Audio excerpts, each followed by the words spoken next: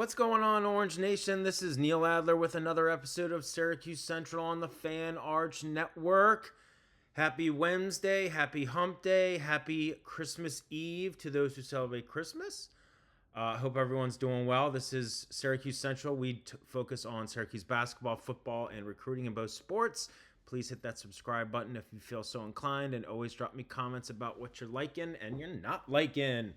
All right, so we'll obviously be doing a lot of Syracuse basketball stuff these days as they're knee-deep in their season, but we certainly don't want to ignore Syracuse football, especially as it pertains to off-season staffing changes in the transfer portal, definitely. So that's where we're going to start today. Man, I don't know. Let me know. Were you surprised that Yassine Willis went into the portal? So that was announced. He announced it on Tuesday. And I'll just kind of update some other folks that are in it as well. But I don't know. I was a little surprised. I'm pretty sure, if memory serves correct, he told Syracuse.com and maybe some other media outlets last month, like mid-November, that he was planning to come back. Now, obviously, things could change.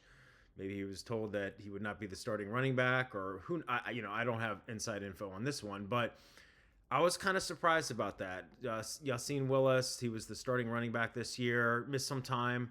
Didn't have a great year, but he also did miss some time, and their running game and overall wasn't super awesome. But yeah, he ran for 558 yards, 4 scores on the ground, led Syracuse in total rushing yards and rushing touchdowns in 2025. Again, it was a frustrating year on many levels, including in the run department. But I was kind of surprised when I saw this. Again, not having inside information as it pertains to Yassine. So, wish him well. Of course, on Monday, a day earlier, Jaden Hart, who's also a sophomore running back, didn't play nearly as much this year. He announced that he's going to enter the transfer portal. A couple other guys that I saw on Tuesday, and certainly some other guys could have by the time this, between when I taped this and when it aired, but redshirt sophomore linebacker James Hurd, redshirt sophomore offensive lineman Josh Miller. That brings it up to about 20. I feel like I've mentioned a lot of these guys, but let me just make sure I cover them all. Luke Carney, the sophomore freshman quarterback who has a red shirt, by the way. Teron Hale, redshirt freshman defensive back. Nick Armentano, who's a redshirt sophomore wide receiver. Jaleel Martin, a redshirt junior defensive back. Fatim Diggs, the younger brother of Fadil Diggs, a redshirt freshman linebacker. Jalen Hornsby, a redshirt freshman wide receiver. Another freshman wide receiver, Emmanuel Ross, which I was kind of bummed about, if I'm being real. Freshman defensive back Caleb Singleton. Redshirt junior long snapper Ethan Stengel. Shakari Williams, the redshirt freshman QB. Caden Brown, sophomore linebacker. Malachi James, a sophomore running back / return man, didn't play a lot this year due to injury. Ivan McDaniels, redshirt freshman defensive back. Derek McDonald, the redshirt senior linebacker who was injured for a lot of the year. Redshirt senior defensive lineman / tight end Chase Simmons. I think I got everyone. And again, the number could grow. And, one thing I'll say here is, when I put this stuff obviously daily on Inside the Loud House as well, I get a lot of fans say, oh gosh, the sky is falling. And I get it, when you see all these names. But if I'm being honest, a lot of these guys weren't impact players this year. Maybe some of them could have been next year. But, Willis surprised me a little bit. I ain't gonna lie. I was a little surprised by Willis. But, a lot of these other guys, Emmanuel Ross, he is really highly rated. Didn't play a lot, but Caleb Singleton, former 4-star defensive back. Malachi James, I was bummed about. And he said, I feel like I've covered this on Syracuse Central, that he had hoped to stay, but circumstances beyond his control made it best for him to depart. So, again, some of these guys, I don't know if Fran Brown and his staff are telling them flat out you have to transfer, or they're saying there won't be a scholarship available, or maybe there's a scholarship available, but you're not going to play, so it's best for you to move on. I don't, if I obviously catch wind of anything behind the scenes, I'll pass it along, but these are private discussions between the players and the head coach and the coaching staff, and it is what it is, and I wish all of them well, and it's really this number of guys that are planning to enter the portal for Syracuse, and the portal doesn't open until January 2nd, so they're just announcing that they intend to. January 2nd and January 16th is the one-time window, unless there's a head coaching change. 20 sounds like a lot, but it's happening all over the country, everywhere. So I was a little surprised about Willis. I'm a little bummed about Ross and a few other guys. I wish all these guys well. I'm not ripping into any of them. But yeah, obviously if like Steve Angeli or someone of that, Dimitri Samuels or, there's other guys too. Daryl Gill. We don't know what Jonte Cook's going to do. But yeah, I mean, they're going to have, and they have a sizable 2026 prep class, highest ranked in the modern recruiting services era, and they're going to hit the portal hard. So it is what it is. I wish these guys well. But let me know, were you surprised about Willis? I was kind of surprised. Okay, so speaking of that, this was kind of interesting. I saw this late on Tuesday, so I wanted to include it here. Let me just get my notes. So Pete Nakos with On3, who's certainly plugged in on a lot of different things in the transfer portal and elsewhere, he had a tweet that said, early schools to watch for Tennessee running back Peyton Lewis include Virginia, South Carolina, Florida State, and Syracuse. And I was like, oh, okay, interesting. Lewis is I believe a sophomore. Hold on. I should have looked that up ahead of time. I just want to make sure I get it right. Peyton Lewis, ESPN. Here we go. Yeah, sophomore. He's from Virginia, actually, interesting enough. So I believe he would have 2 years of eligibility left. For the Vols this year, he ran for 70 yards, carried the ball 70 times for 290 yards with 7 scores. That's a lot of scores. He played in 10 games. By the way, Tennessee's 8-4. They play Illinois in the Music City Bowl in Nashville on December 30th. Oh, man, I should have gone to that game. Well, actually, my son will be up in the DMV with me then. So, nope, not going to that game. Anyway, so, Lewis... And he played, by the way, he played in the Syracuse game, the season opener when Tennessee won by, I think, 19? He had 8 rushes for 38 yards and a score. He's a 3-star top 20 running back, according to transfer rankings as of right now from both 24/7 Sports and Rivals. Obviously, those numbers could shift as more guys announce that they plan to enter the portal. Okay, so look, it's... Is a guy like that who, obviously didn't have huge numbers this year, but is he going to come in, someone of that kind of arena, going to come in and start, be running back number 1 for Syracuse? I mean, Syracuse's running back room, like I said, Willis is gone, Hart's gone, Malachi James is gone. Will Nixon, the son of Jeff Nixon, he's a redshirt senior. I think he has said that he wants to apply for a waiver from the NCAA to play again, but I don't, we'll see about all that. But then you've got Tyreek Hill and Malachi Coleman. They're both freshmen this year, and then redshirt sophomore Tyler Chandler, who I'm not sure if he was a walk-on or not, but anyway. And then they have one 2026 incoming freshman in Shavane Anderson from William Penn High School in York, Pennsylvania, not too far from Baltimore, my hometown. So they're gonna need running backs. So yeah, is Peyton Lewis the guy? We'll find out. I mean, we'll have to see how.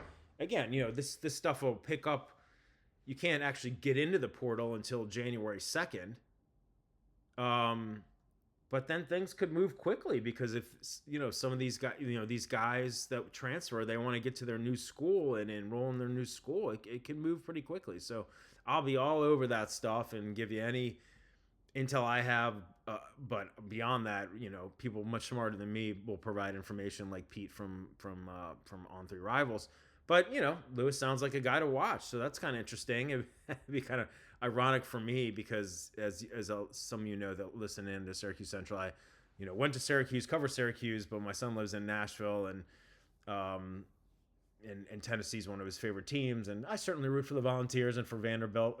Of course, never if they were playing Syracuse, but it'd be kind of cool if a Tennessee guy came to Syracuse. So we'll see. We'll keep tabs on that. What do y'all think? Good fit? All right, we'll move on. We're going to do some coaching stuff here. So This was from earlier in the week. I think it was actually late Monday night. Pete Thamel, SU alum, ESPN senior writer who breaks a lot of stuff, wrote that Syracuse is set to hire John Scott Jr. to be the assistant head coach, defensive run game coordinator, and defensive line coach. And that's interesting. The last 2 years, it looks like he was a defensive assistant at Clemson. Okay, fellow ACC school. He's worked in the NFL, worked for Detroit, the Jets. Ugh, the Jets. But he's coached at Penn State, South Carolina, Arkansas, other places. And what was interesting, so it looks like he's going to be the defensive line coach among these other roles. And then Jeremy Hawkins, who was a coach at Georgia State, I think 24/7 Sports reported that he was going to be the defensive line coach at Syracuse. But then recently I did notice that Jeremy, because he follows Inside the Loud House and vice versa on Twitter, X, whatever, he had put DL coach, but then edges in parentheses. So, and then Pete Thamel, kind of confirmed that. So Jeremy Hawkins will coach the edges at Syracuse as he came over from Georgia State. So, and then we know the edge coach from Syracuse, Nick Williams, went to Florida State. So you've got Jeremy Hawkins as the edges, John Scott Jr. as the DL coach. They've got the new DC from Toledo. They've got a new offensive line coach, Juan Castillo. There'll be other hires as well coming up. So these guys are all veterans. Definitely get the sense that Fran Brown is trying to bring in veteran coaches, and focusing on their coaching experience maybe more than their recruiting stuff. I mean, I'm going to get to E-Rob in the next segment, and a guy like Nick Williams, and I'm not saying Nick Williams wasn't a good coach, although the whole defense stunk this year, but that's not just on Nick Williams, but he was a great recruiter too. And I'm not saying, that, and it sounds like from what I've read about Jeremy Hawkins, he's a good recruiter. Coaches Georgia State Sunbelt, if I remember correctly. Did I get that right? Hold on, I got to look that up now. Sorry, I just can't remember everything. Yeah, looks like the Sunbelt. Yeah, that's the same conference as JMU. Go Dukes. I got family that went there. Anyway, so it sounds like he's definitely trying to bring in some veteran dudes that have been doing this a long time. College, NFL, whatever, player development, it's important. So, it's going to be, TBD on how this is all shake out. I love the defensive coordinator hire because Toledo had a sick, nasty defense this year, and some other Toledo staff members could come over. You could see some Toledo guys transfer. We'll see how all the dominoes fall. But anyway, so assuming that John Scott Jr. ends up officially coming on board soon, welcome to him. All right, so I'm gonna wrap up here just with a few thoughts on Elijah Robinson. So I've talked about him a bit on Syracuse Central, and I know some of my friends here that chime in with me on the show have talked about Robinson, and there was scuttlebutt or chatter or whatever you want to call it a couple weeks ago that maybe LSU was looking to hire him and new coach Lane Kiffin, formerly of Ole Miss. But then there was other teams that were maybe sniffing around or showing interest to some degree or another, Nebraska, Penn State, and then Texas A&M, where he used to coach. And then on Monday, I was doing basketball the last 2 days, but Monday, Texas A&M, Mike Elko, they announced officially that Elijah Robinson had been hired as the Aggies co-defensive coordinator and defensive line coach.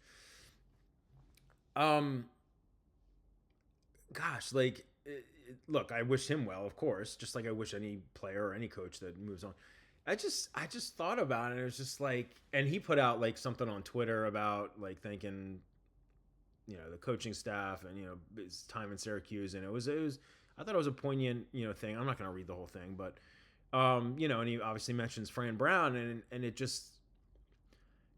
made me think, it's man, that must have been kind of a tough situation, because those guys, and it was well documented as Fran Brown was hired as Syracuse's head coach in early December of 2023, and then obviously Robinson came on board as the defensive coordinator, and other guys, other coaches coming on board. But there was a lot to be made of the fact that E-Rob and Fran are longtime dear friends from growing up together as kids in Camden, New Jersey. And so, last month or whatever, after the season ended, was it last month? Yeah, it was in early December. That's when Fran Brown announced some staff changes, including several guys that were let go.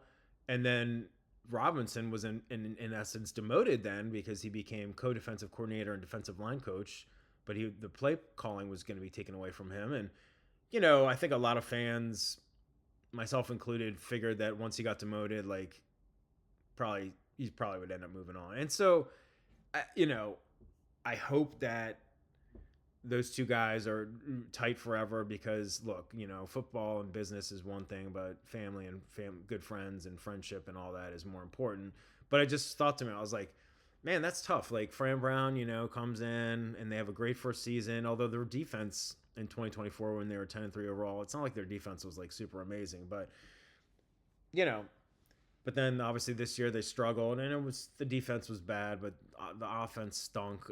When Angeli went, like it was just a disaster all around. And so I'm not gonna like pin it all on Robinson. I'm not gonna pin it all on anyone. It was a collectively unfortunate season. So and Elijah will get to go back to Texas A&M and the SEC, and he'll be back where he used to be. And he's an excellent recruiter. Maybe he's better served as being like a defensive line coach and being a primary recruiter, but not being like a defensive, like a coordinator where he's responsible for play calls. Maybe not. I don't know. But Texas A&M, they had a good year. I mean, they were 11-0. They lost their regular season finale to Texas, and then they fell to Miami in the first round of the CFP. But they still had a great year, top 10 team. So I guess I'll leave it as once Elijah got demoted, and I didn't know anything like inside info, but I kind of figured that he would ultimately leave. And so I'm happy for him. And I hope our new DC, Syracuse new DC, works out. And more than anything else, I hope that, everything's cool with Elijah and Fran. I'm not suggesting it's not. Like, this is a business, but those guys, their love for each other as friends, like, runs, like, decades long. So best of luck to Elijah. And we'll focus on Syracuse, and we'll see what they're, going to do in this upcoming season. A lot of changes to the roster. There's going to be a lot of changes, obviously, to the staff. More to come, and I'll quietly root for Elijah and when he's at Texas A&M, like I do all the other coaches and players that leave. I don't root for them when they play Syracuse if they do, but why not? He had 2 years here, it didn't work out. Go crush it in the SEC, Elijah. All right, friends, that's going to do it for today's edition of Syracuse Central on the Fan Arch Network. I'm your host, Neil Adler. Please subscribe if you feel so inclined. Tell all your friends if you like the show, and if you don't like the show, you can still tell all your friends. But please, if you don't like the show, tell me why, and I'll work to make it better. Have a great rest of your Wednesday. Thursday's Christmas for those who celebrate. We can maybe get into some Christmassy kind of thoughts. I don't know. Maybe not. Whatever. We'll see. But have a great rest of your Wednesday. Stay safe. Much love. I'll talk to you again on Thursday. Take care.